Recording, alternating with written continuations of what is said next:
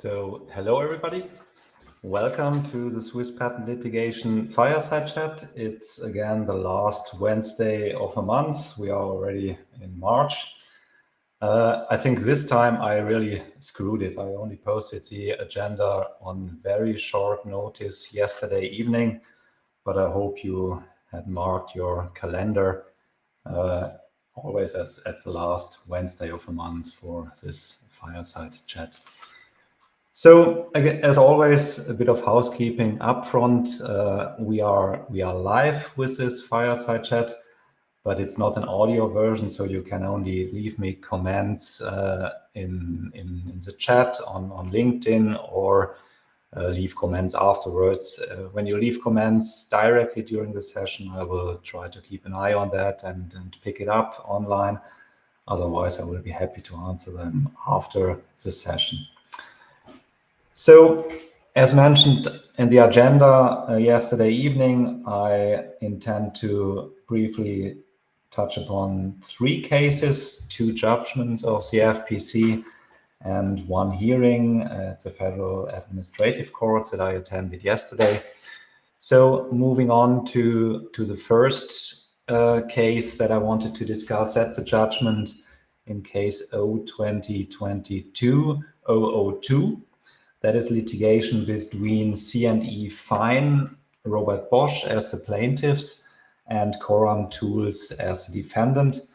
That's really a case with a long history that started, I think, 6 or 7 years ago, and even the Federal Patent Court issued various judgments in litigation between these parties. First, there were summary proceedings.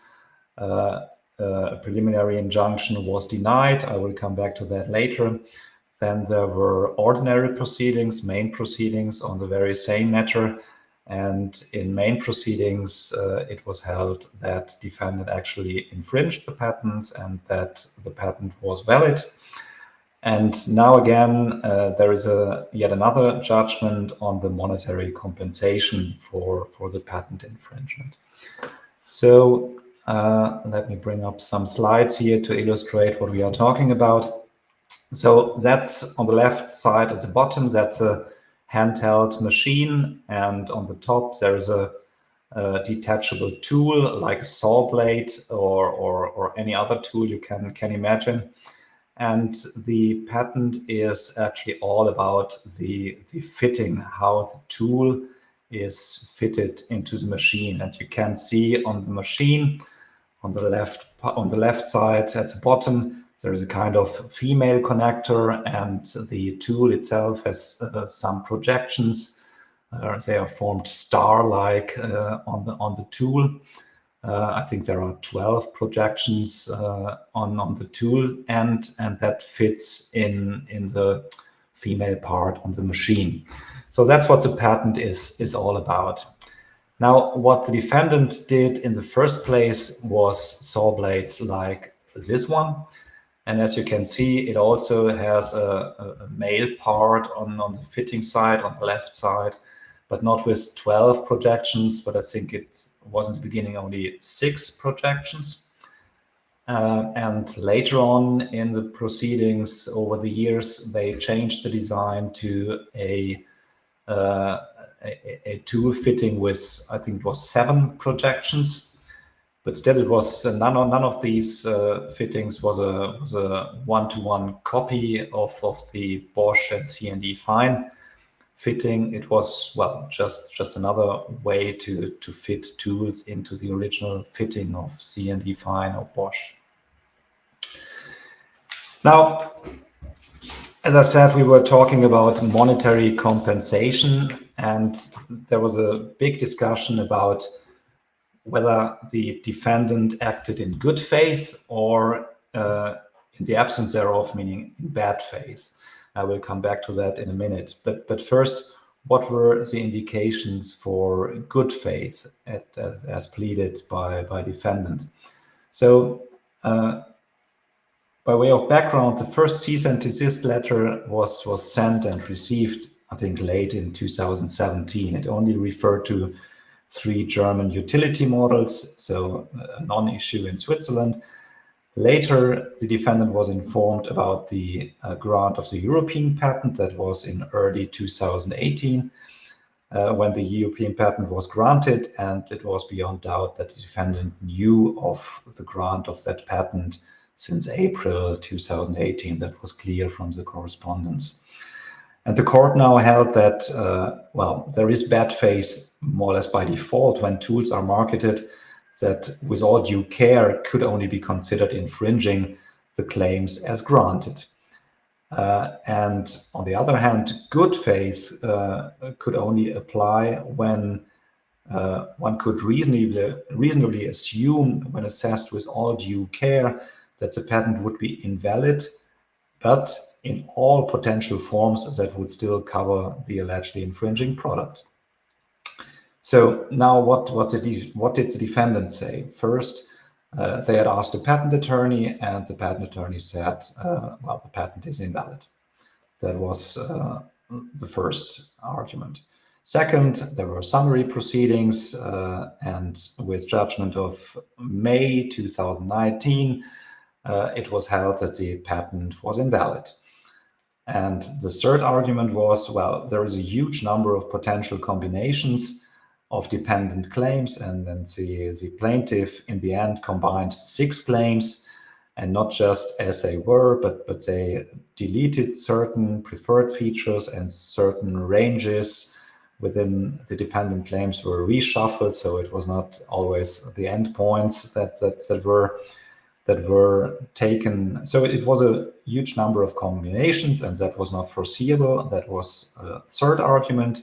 And the fourth argument was, well, there were EPO opposition proceedings, and the EPO opposition division with the interim opinion said that, well, in all forms in which the patentee defended the patent at the EPO, in all forms the patent would likely be invalid. That was in January 2021. So these were the indications for good faith. Now, what about bad faith, the arguments for bad faith? One thing concerning the assessment of the patent attorney was, well, there was no assessment in writing. So whatever the patent attorney said or discussed was fuzzy to the court, because there was no real formal opinion of the patent attorney on file. The second argument, summary proceedings, well, the court held that the patent was invalid simply because no formal request was on file that the granted claim 1 would be combined with any of the dependent claims. So the court held that this judgment in summary proceedings could not be, with all due care, considered carte blanche. And I quote now from the decision, der sorgfältige Unternehmer bzw. seine patentrechtlichen Berater hätte erkennen müssen, dass das Streitpatent in eingeschränkter Form rechtsbeständig sein könnte und die angegriffenen Sägeblätter das eingeschränkte Streitpatent verletzen könnten. Now that's quite a burden for us consultants. So there will be no more quick and dirty FTO opinions over the phone, even if clients would like to have it that way, because it might be more cost effective. In the end, it's not more cost effective, and we will see that later. And finally, with respect to the EPO opinion, the interim opinion in opposition proceedings, the court held that at that time, when that interim opinion at the EPO held it would be most likely invalid, there was already the assessment of the judge rapporteur available in main proceedings, and that technical opinion held that the patent was valid in limited form. So the EPO opinion could not establish any good faith anymore. So with that being said, the court held that defendant acted in bad faith. Now, what does that mean in terms of well, disgorgement of profits? Maybe as a reminder, what is the basis for that? I will share that. You can see that here, that's the English version of Article 423 of the Code of Obligations. well, I won't read it out aloud, but it means that the patentee can well, disgorge the profits from the infringer. I'll take that back again.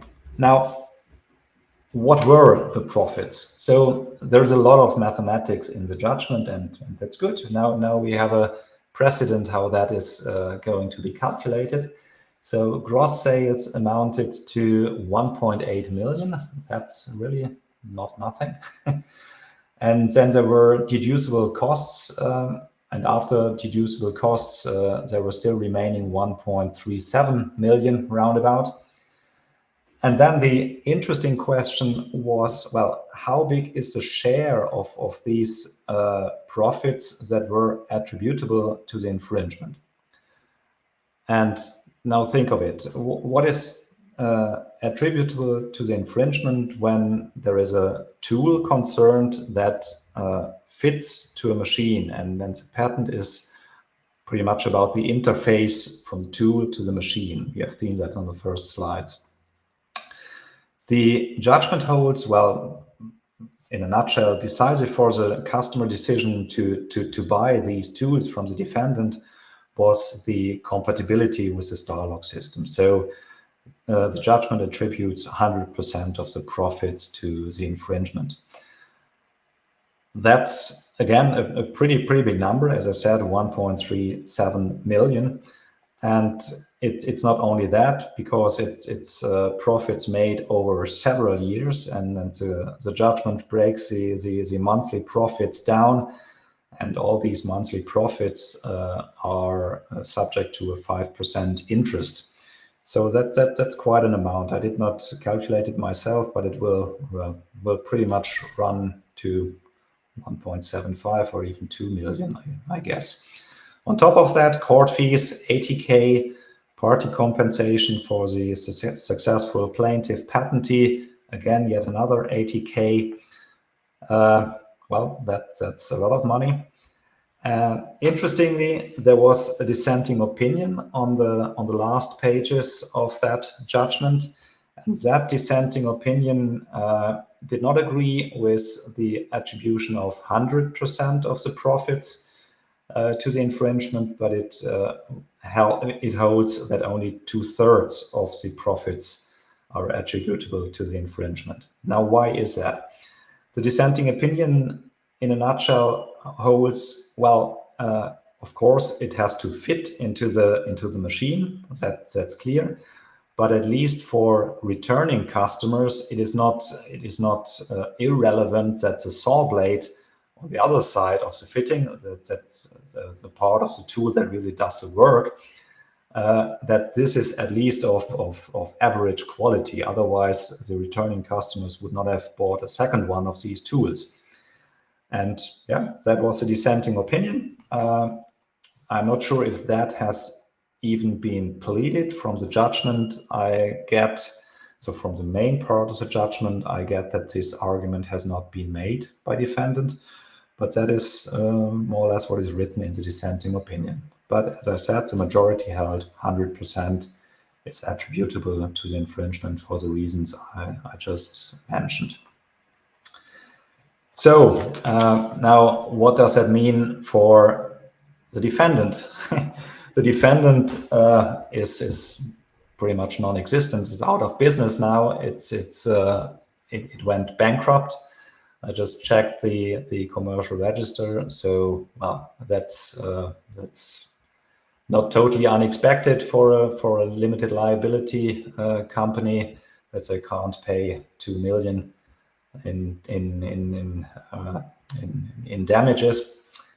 So the defendant is bankrupt, and even the website, I wanted to take some pictures from the website, but the website is also already offline. Somebody bought the domain already. That's a hard judgment for the defendant, but yeah, that's it. That's it. How it may end up when a plaintiff patentee really pushes it to the limit and disgorges all the profits made with a patent infringement. I had hoped that this judgment would be appealed to the Supreme Court, so that we maybe get a second view of the Supreme Court about the dissenting opinion, maybe, if that was correct, or on the whole calculation of the damages. But this judgment is final. So maybe because the defendant went bankrupt, so there is no defendant anymore that is willing to pay for the appeal. So this judgment is final. Yeah, that was pretty much what I wanted to say about this case. Now, the second litigation that I brought with me is 𝗬2022-007. That is litigation between 𝗕𝗫 and Bristol Myers Squibb. Disclosure notice upfront, we are involved in that litigation, which is why I won't say much about the details of the case, just presenting the facts here. We were involved on behalf of 𝗕𝗫 with the plaintiff here. It was a nullity case.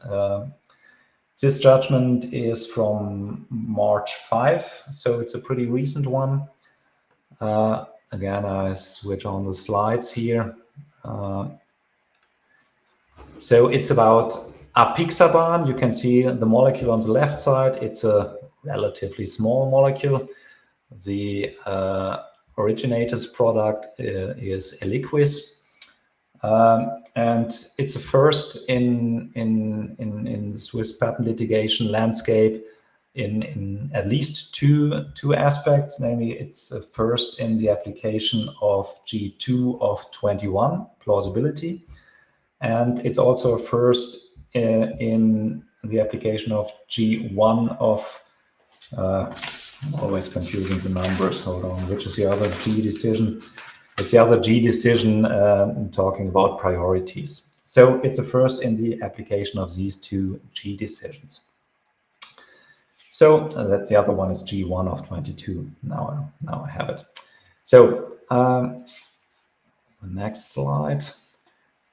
So first, moving to priority, you know that the enlarged Board of Appeal of the EPO has recently decided that there is a rebuttable presumption that the priority claim is valid, and that it is a strong presumption. So opponents or nullity plaintiffs will have a hard time to actually rebut this presumption. What is a bit special in Switzerland is that we have in the law, in the Patent Act, a codified rule who bears the burden of proof in legal proceedings. That is Article 20, and it says the burden of proof for the existence of the priority right in case of legal proceedings resides with the patentee. So that is something that is not known at the EPO. The EPO said there is a 𝗕liche Vermutung, natural presumption, and that is relating to experience of life. That is more on the evaluation of the evidence, Beweiswürdigung, but it does not concern the burden of proof. The EPC has nothing about the burden of proof. And the validity of the priority claim has to be assessed under Swiss law. And the judgment holds that evaluation of evidence is not binding for the Swiss court, obviously, but the FPC can still follow the enlarged Board of Appeals considerations when they are convincing. And the Federal Patent Court held, well, the considerations of the enlarged Board of Appeal are convincing in this case. And then, yeah, guess what? If the reasons were convincing, or the considerations of the enlarged Board of Appeal were convincing, applying that to the case here in Switzerland that concerned an intercompany priority claiming confusion. So it was a related company within the same group of companies who held the priority application, and later on the subsequent application was made in the name of a different entity. Yeah, applying the reasons or the considerations of the enlarged Board of Appeal, in the end meant that the priority claim was held valid. So moving on to examination on the merits, that meant that there was no novelty destroying document anymore once the priority claim was valid. So the next discussion point was obviousness, inventive step. And the closest prior art that was cited was the PCT application on the left side. You can see the Marquardt formula underneath the patent number. And on the right side, there's 𝗕𝗿𝗵𝗍. And yeah, the core structure was given in that closest prior art document, but now it was it was to be discussed whether the modifications on the side chain were obvious or not. And that is now the second enlarged Board of Appeal decision, G2 of 21, concerning plausibility. The patent application disclosed various compounds under a broad Marquardt formula, and it said it had binding constants in a micromolar range. Some had lower binding constants, some in the nanomolar range, and a lot of molecules were synthesized. I will come back in a minute how many molecules that were.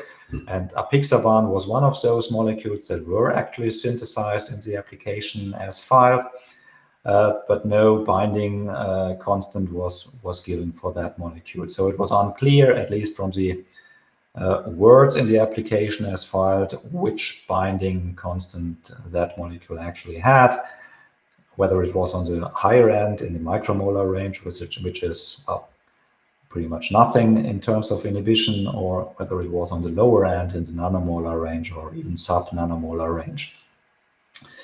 So now, again, as a flashback, what the enlarged Board of Appeal held in terms of plausibility, the whole discussion before the enlarged Board of Appeal at the EPO was, well, in order to establish an effect with later filed evidence, what does it need in an application as filed in order to be possible that this later filed evidence can still be considered? And the enlarged Board of Appeal held, well, the technical effect on which you rely later must be encompassed by the technical teaching of the application as filed, and it must also be embodied by the invention as initially disclosed. So the effect must be derivable from the application as filed. Now, what does that mean? And the enlarged Board of Appeal itself held that and they were fully aware that this is a somewhat fuzzy wording, encompassed by and embodied, and well, that's not words that we attorneys like. So it needs to be seen how the boards of appeal and the national courts apply this. And here in Switzerland, we now have a first indication of how the Federal Patent Court applies these rules. This is citation from the judgment. As I said, various compounds were actually produced, obviously synthesized in the application as filed, namely 110. 110 compounds were expressly synthesized, embodiments, Ausführungsbeispiele. And there was also a Marquardt formula in the application as filed, but that Marquardt formula comprised many thousands of further compounds.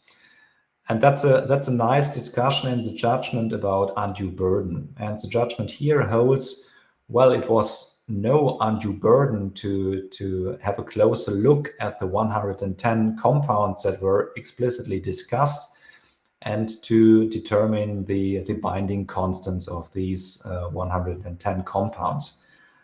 As a remark, it's of course not that these compounds could just be bought off the shelf from a supplier. Those compounds have to be synthesized. So here the judgment holds it was no undue burden to first synthesize these 110 compounds and then determine the binding constants. And on the other hand, it was an undue burden, or it would have been an undue burden to do the very same for many thousands of compounds that would have been covered by the Markov formula. So that, in my reading, is a bit the fact that carries the day for the patentee here, that the compound was really synthesized, and it was not too many compounds that were synthesized in the application as filed. If it was not synthesized and only covered by a broad Markov formula, it might have turned out differently. But that's just my reading between the lines here. So that was it for that judgment. The next and final case that I brought with me is not a judgment of the Federal Patent Court. It's only a hearing I attended at the Federal Administrative Court, and I will be quite brief on that. I'll show you the announcement of the hearing. That is, no, that's still that one. Here is the announcement of the hearing, the official announcement. That was a Swiss patent application that was refused, and I gave you the number, the publication number. You won't find any document when you look for the publication number. It's you better look for the PCT application, because it's a national phase application based on this PCT application, if you want to have a read of that. That patent application was refused for lack of technical character. And the interesting thing here is the EPO applies in the assessment of technicality the so-called any hardware approach. That is a pretty old thing. That's since the 1970s, I would say. The prominent decisions of the boards of appeal are IBM, pension benefit, and so on. So this any hardware approach is quite old at the EPO. Before that, there was a so-called contribution approach. Back in the days, the EPO looked, well, in which part of the claimed subject matter is there really a contribution to the art? Is it on the business side, or is it on the technical side? And that was a quite tricky thing, and it was somewhat, some say dogmatically not fully correct, and this was then overcome, and now there is the any hardware approach. In practical terms, that means once there is any hardware in the claim, it's technical, period. So that's a hurdle that is hard to not pass, I would say. On the other hand, the Swiss Patent Office makes a so-called Ganzheitsbetrachtung. That's elaborated on in the guidelines of the IPI over, I think, 3 or 4 pages. And all that pretty much reminds me of the former contribution approach applied by the EPO back in the days, decades ago. But still, it's applied by the Swiss Patent Office. And the discussion yesterday in the hearing was really quite interesting. I had a pretty firm opinion before I attended the hearing, and being trained as a European patent attorney and doing most of the prosecution, of course, at the EPO, I would have definitely liked to have one and the same approach for technical character at both patent offices, but maybe it's not that clear. The IPI says, well, how can I put that? In a nutshell, hey, we don't want to be fooled. It's not fair that we should grant patents only because there is a mentioning of a computer in what is essentially a business method or just a calculation of an insurance rate. I understand the concern. I have no idea how that might play out. I can show you a citation that I have seen yesterday, or I've heard yesterday, being recited by the representative of the IPI. That's a citation from the enlarged Board of Appeal in G3 of 08 that essentially said, well, some might find it in bad taste that any hardware approach is so easy to be overcome. Für viele in gewisser Weise geschmacklos. And that is obviously also what the IPI thinks. It would be just in bad taste if we should or would grant patents that are really at the face of it a business method or an insurance calculation that only recites a bogus computer. If we would grant patents on that subject matter, that would be in bad taste. Yeah, I heard the arguments. I've no clear idea how that might play out, but it will be interesting to see the judgment on that, and it will be even more interesting when the Federal Administrative Court supports the application of the Ganzheitsbetrachtung and how that would then be dealt with by the Federal Patent Office when they have to do examination on the merits in 1 or 2 years. Because then the argument of the IPI that, hey, we can't do that because we can't do it like the EPO in the assessment of inventive step. The EPO sorts out all the non-technical stuff in the assessment of inventive step. We can't do that. That was an argument that we have heard yesterday. That argument would not be flying anymore when they actually do or can do examination on the merits. Or would they do 2 different approaches for the applications that are not examined on the merits, maybe the Ganzheitsbetrachtung, and for the other ones that undergo examination on the merits, the other approach, the EPO approach that the Federal Patent Court endorsed, and that was supported by the Federal Supreme Court. So that will be interesting how that plays out in the long run. But maybe the Federal Administrative Court says the IPI should apply the any hardware approach already now. But that needs to be seen. So I'm eagerly awaiting the judgment, and that was all I brought with me today. So yeah, that was pretty much it. I can't see any comments on the chat right now.